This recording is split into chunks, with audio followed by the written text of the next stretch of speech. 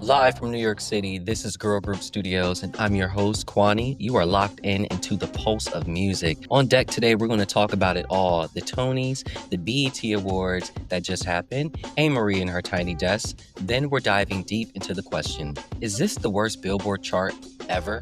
Do you know what an aphrodisiac is? It can refer to a substance that increases sexual desire, or it's a song and an album titled by the one and only Brandy. And yes, that's right, we're taking it back with our rewind segment as we give Brandy her flowers and break down her iconic album, Afrodisiac. Plus, we got that crucial people poll question on Spotify. After Monday's historic 25th BT Awards, did the show truly set the standard for Black excellence this year? And so, let me know. Much more right here on Girl Group Studios. Let's get right into it. All right, let's talk about the main event, the BET Awards, 25 years of excellence. It was a beautiful night. I thought it had a lot of humorous moments. I thought it had a lot of nostalgic moments. It was hosted by the one and only Kevin Hart, and you know he's bringing that energy and some tequila. The red carpet was buzzing, the performances were at next level, and the legends were celebrated. And speaking of setting standards, we want your voice heard. Our people poll question is officially open. After Monday's historic 25th BET Awards, did the show truly set the standard for celebrating Black music excellence this year? You can vote yes or no exclusively on Spotify. We'll be discussing your results next time. Now let's dive into those Ultimate Icon Awards. Mariah Carey, Jamie Foxx, Kirk Franklin, each one a true titan. Mariah's vocals still unmatched. And then the legendary Snoop Dogg. And get this, word on the street is Snoop is getting a movie. And he's going to be played by an Outer Banks star. How cool is that? These weren't just awards, these were moments. You had to be watching it. And Best Group, let's talk about the debate. After all the talk, all the predictions, the winners were Drake and Party Next Door. Now look, congrats to them genuinely, but you know what? Personally, I think BET should have had a category dedicated to collaborators of the year. Because when I look at Drake and Party Next Door, I just don't see them as a group.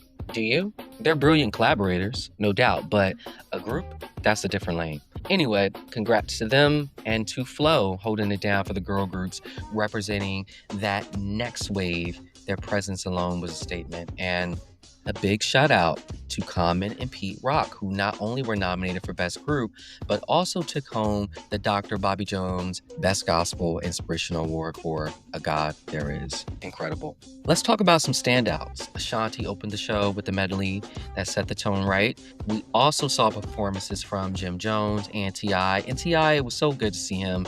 And then listen, Tiana Taylor had the most creative performance of the night. The visuals, the storytelling, she truly brought something fresh and unexpected. And you know who killed it during that Jamie Foxx tribute? Jennifer Hudson. She sang during his tribute and she absolutely decimated Gold Digger.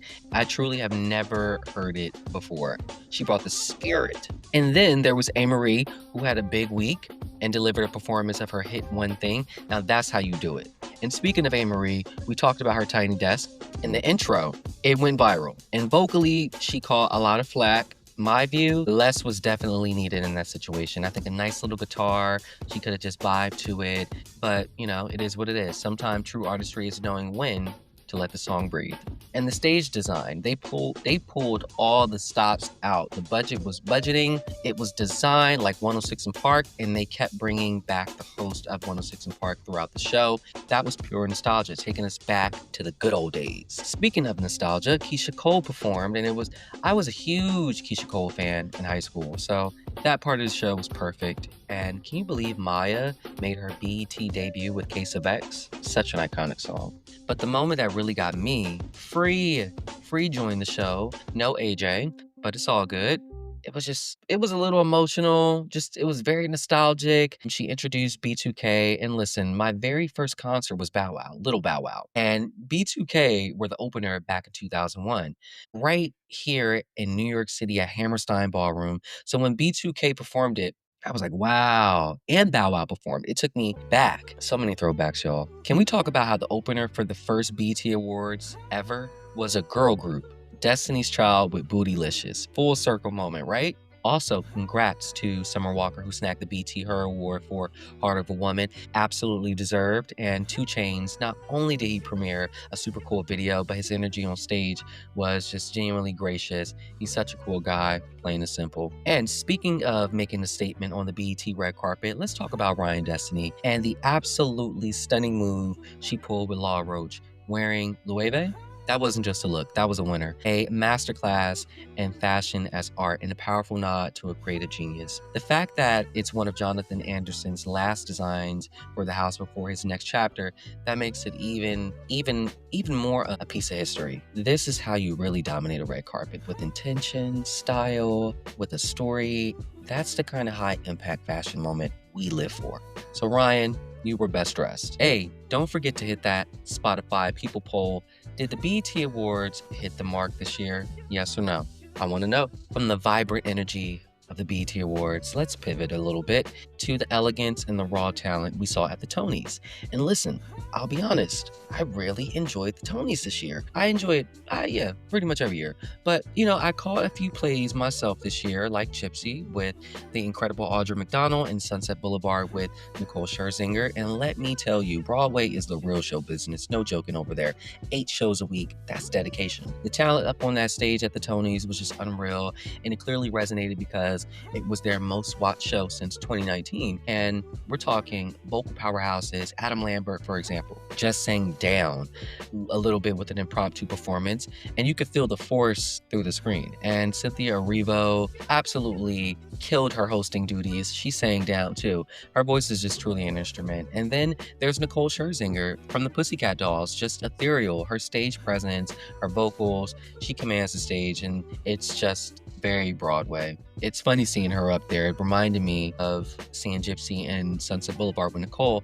There's just a certain purpose that you see when people perform on stage like that. And it just gets you thinking about your own dreams. Like, I'd absolutely love to play Billy Flynn on Broadway in Chicago someday. And that's a dream. The Tonys always ignites that type of passion in me. You thought we were done? We're just getting warmed up. The industry never sleeps, and neither do our opinions over here. It's time to dive headfirst into the hottest debates making waves this week. Let's get into it. First up, let's go there. Have you seen the Billboard charts lately? Honestly, I don't follow them religiously, but I truly think it's time to question the state and the legitimacy of it all. You've heard the buzz, right? We need to talk about the Billboard Hot 100, specifically that top 10. I'm going to ask it directly, and I don't hold punches. Is this the worst top 10 ever? Some songs I love, some songs I don't. A lot of them have been there way too damn long. But here's the thing.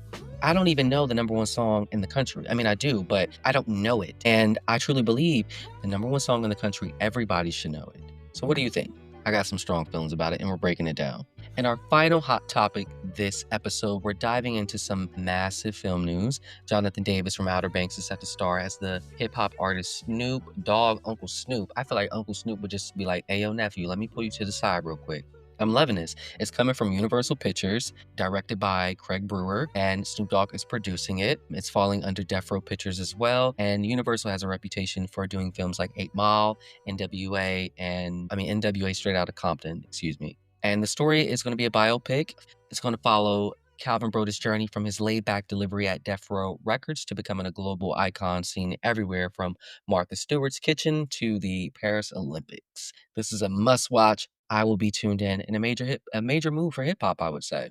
And now for our highly anticipated album, Rewind. This week, we are locked in on Brandy. Her album, Afrodisiac, released 21 years ago. This album was a moment, a real turning point for Brandy, aka the Vocal Bible. Afrodisiac wasn't just another project, it was Brandy pouring her soul into music. As she said herself back in 2004 during its promotion, it's about passion. It's romantic, and that's where I'm in my life right now. I'm not trying to be edgy, sassy, romantic, vulnerable, or whatever emotions come across. I really am that. And you can feel that authenticity in every single track. She's working closely with Timberland and Candace Nelson on this album. The sound was very experimental, raw, and deeply personal. The critics ate it up, praising its mature lyrics and Brandy's incredible vocals. Commercially, Afrodisiac debuted at number 3 on the Billboard 200, selling over 131,000 copies in its first week, and went on to achieve gold status. It even snagged a Grammy nomination for Best Contemporary R&B Album, but it lost to Usher's Confessions, respectfully. Now, let's talk about the lyrics. The general theme of anxiety runs through so many of these songs, with a sharp lyrical focus on being critical of her close personal and long-term professional relationships. So she's laying it all out on this album. She's referencing her relationship with Robert Smith on tracks like Who I Am, I Tried, and Focus, her then fiance Quentin Richardson, Where You Want to Be, and Say You Will. And she's even addressing her friends on Sedity, and she's also addressing her family on Necessary. And that line from Turn It Up, because I don't want to sound familiar, want a guaranteed single, not an album filler. That was some indirect criticism aimed straight at the creative differences with her former main producer, Jerkins, and Atlantic Records staff. She was pushing back. But for me, personally, tracks like Should I Go and Who I Am just personally hit different. And hearing Brandy sing, See the Life I Chose Was Only What I Thought I Wanted, and Who I Am, and wow, that resonates. And Should I Go, that constant questioning, that push and pull. This track, which actually samples Coldplay's Clocks, openly talks about contemplating stepping away from the music business. She's admitting she's trying to figure out where she fits in today. Have you ever felt like that? Questioning your path, your choices? I know I have. It's just a raw honesty and a vulnerable album that made Afrodisiac so groundbreaking and continues to connect with listeners today, solidifying its place as a true predecessor to alternative R&B for albums like Control by SZA or Rihanna's Good Girl Gone Bad. Brandy influenced all the girls. Pure fire. And I just gotta say, y'all, I love doing this show. I love coming here every single week, getting to crack the mic, getting to talk about the music that sets our souls on fire, from the Black excellence of the BET Awards to the pure talent at the Tonys, our deep dive into the charts, everything in between. And yes, that iconic Brandy album, it's just my favorite thing. And I truly appreciate every single one of you for tuning in and rocking out with me. So make sure you subscribe to Girl Group Studios wherever you get your podcast so you don't want to miss a single beat every Friday. You can find us on Apple Music, and of course, head over to Spotify for the People Poll. Your voice matters. And keep your eye on our socials for the full episode playlist and a special look at this week's script style newsletter. All right, listen up. The bags are packed, the cooler stocked. We're going on vacation, okay? And it's that, you can put that where, back there kind of summer. We're turning this nice, quiet beach house over in Long Island into Girl Group Studios. I'm hosting, business as usual, so don't worry. You got an open invite, and I got some friends stopping by too. So I'll see you next week. Before we sign off, a huge thank you to our incredible production team and all of the execs behind the scenes who make this happen, and a very special shout out to Stephen Hill. You are the best. This is Quanie signing off from Girl Group Studios, live from New York City. Stay vibey, stay authentic, and we'll catch you next Friday. Peace.